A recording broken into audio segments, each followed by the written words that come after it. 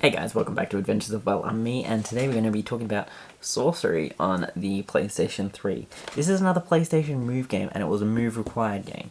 I don't think there were a lot of move-required games, but this game, I got this around the same time that I picked up the Book of Spells, and it was like ridiculous clearance as well. There's three clearance stickers on top of this here from Kmart. I wish I knew what the original price was, but you can't get to it. I want to say I paid something like $10-15 for this, ridiculously cheap, but I got it around the same time, like looking into the Book of Spells and all that, Book of Potions, and this is back when Kmart sold video games. There you go, that's quite a while ago now, but what I wanted from this was like that Harry Potter sensation. Around this time I was reading the books for the first time. I'd seen all the movies and all that, so I knew all about it, but I'd never read the books. And this was around that time where I'd started reading the books for the very first time. I mean, I'd read some of them, and I was moving towards the latter end of them, which I still haven't finished. I've still got to read the Deathly Hallows. I didn't want it to end. That's my thing. I started reading them, like, I know how it ends, but I started reading them, and I just decided I don't want it to end, and if I don't read the book, then it's never going to end. It's great. But I wanted that kind of game, and the Harry Potter games on the PlayStation 3 weren't amazing. And I didn't really have the means, other than eBay, of getting some of the older ones at the time. I mean, I could have emulated them, but I didn't have any of that kind of thing set up on my computer, so it was either eBay or finding something similar, and this was a similar game. I mean, we all know about the Harry Potter first-person shooter for the Deathly Hallows, so that's, I mean, third-person shooter. Interesting one. But this game, I don't know, I love looking at games that have the artwork on the inside. I think it's quite interesting. That's why I took the disc out. It was a good adventure game. It's just, it's one of those things. It always comes down to, for me with these, like, it's using the move controls. It's not too bad, but you find out in the end that there are just some limitations for the hardware at the time. I said about the same thing with the Book of Spells. You have some limitations that unfortunately either not ruin the gameplay experience, they just dampen it a little bit. They make it a little bit harder to play than it needs to be, because it's got to track the movement of the PlayStation Move, and it's using a camera that frankly wasn't that great. The resolution of the camera was not that great. It always was very pixelated coming back through into the game. And that's where, unfortunately, it was a little bit taxing for the performance, because you'd be trying to do things and it just sometimes would never recognize the motions that you're trying to do. And when your game relies on that, because it is move required, you just find it a little bit more difficult. One thing that I did find helped this, because you could use your regular PlayStation 3 controller for like the left side of it for control of some things, and then you'd use the move controller as the right hand. I actually found dropping the controller and using the navigation controller, which I have. Don't know why, because I didn't have that many games that were move required or move optional as such, but I thought I would start getting into it a lot more than I did. And yeah, so I've ended up with the navigation control. That works great. I actually think that the navigation control is probably one of the best parts of the move, because it really opened up your ability to play the games and make it feel appropriate for the way that you're playing. It was always awkward having like a DualShock 3 and the move controller in your hand. And you'll find the same with the PlayStation VR.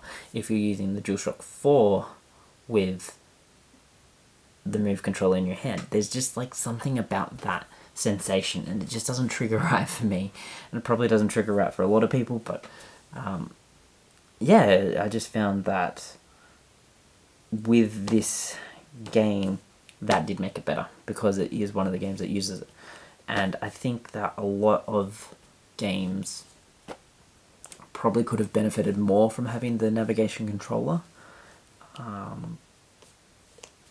And having played the Switch, being able to separate the Joy-Cons and you can have them in your hands, that's actually good, like a great way to play games where you don't have to have your hands bound to the controller in the middle. Being able to split them apart and have them, lying on the couch playing a game. That's probably the perfect example. If you're lying on the couch playing a game, sometimes you don't want to be holding like awkwardly with the controller there. You want to like have your hands naturally sitting where they are. Might be you've got one on one knee and the other one's kind of just sitting up near your chest or something. Like that's a good place to be able to like split the controllers, and I find that sometimes works better. Having the navigation controller made it easier to play this game. Downright made it easier because it was a required thing that you have both the DualShock 3 and the Move controller. So that navigation controller did make that easier in my opinion. And I think the story was like great, like a childish adventure story that you're essentially like a wizard or a spellcaster or something. I don't know what you would technically call it, a sorcerer. It is called Sorcery, so a sorcerer. And you kind of had this little fox companion thing. I really did like it. I really did like the story in this. It's just disappointing that it doesn't have anything else related to it. To my knowledge, there could be, and I'm just a little bit dumb. But if there is another game that's part of this like series, that would be great to know, because I really did like it. And I think a lot of these games, they make these things and then they don't go anywhere with sales, and then that's the last of it. And some of these games could have amazing opportunities to spark into a new series as well. But I actually just want to read you. There's a little bit of a story thing here. I'm going to read this out just for a little bit of fun. A magical adventure. Darkness shrouds the fairy kingdom. This once lush and beautiful realm has been torn apart and is haunted by 100-year-old memories of the war between fairies and humans. The kingdom's noble leader, Lady Everfair, is no more. Desperate to repel the human invaders, she was consumed by evil and became the destructive Nightmare Queen. The magical portal linking the two worlds has been sealed ever since, until now. Finn is in real trouble. While exploring with Erline, his master's talking cat, the apprentice sorcerer has unwittingly begun a sequence of events that has awoken the fury of the Dark Queen and puts the lives of the townfolk and his closest friends in mortal danger.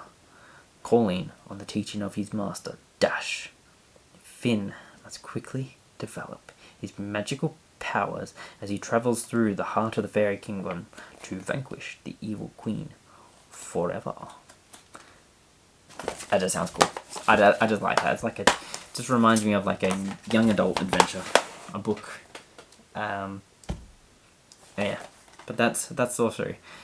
If you have the PlayStation Move and obviously the camera and the controller, and you have a PlayStation 3, obviously, to run those, if you find this game cheap, get it. I don't think it's worth today, like in today's gaming situation. I don't think it's worth it to go out and buy the PlayStation Move with the PlayStation 3 camera just to play this game. Not worth that. But if you've got the facility already to play the game and you just don't have a copy of the game, try and find it. It's probably cheap. Sometimes I haven't really looked at like prices of the games that I've genuinely been talking about. Let's just do a quick check to see what comes up for this, because I'd be curious, because it is a fun game, but you'd have to have everything already. Look at that, I can buy a copy of this. I can buy a copy of this for as little as $6.60. So ridiculously cheap. So if you've got the PlayStation Move, you've got the camera, you've got your PlayStation 3 ready to go, and you're looking for a new game, and you want to try something with the Move, find a copy of this. It's cheap. If you don't have the camera and you don't have the Move, probably not worth your time, just because of how outdated that is. And in that case, I would recommend maybe saving up and getting a PSVR. Or wait till the PlayStation 5 and see what comes out with that. If that has a wireless VR headset, that's what we're looking for. But that's all the future. We don't know what's happening with that yet. Anyway, have a great day, guys. If you enjoyed the video, please hit that like button and consider subscribing. Until then, have a great day. I'll catch you next time.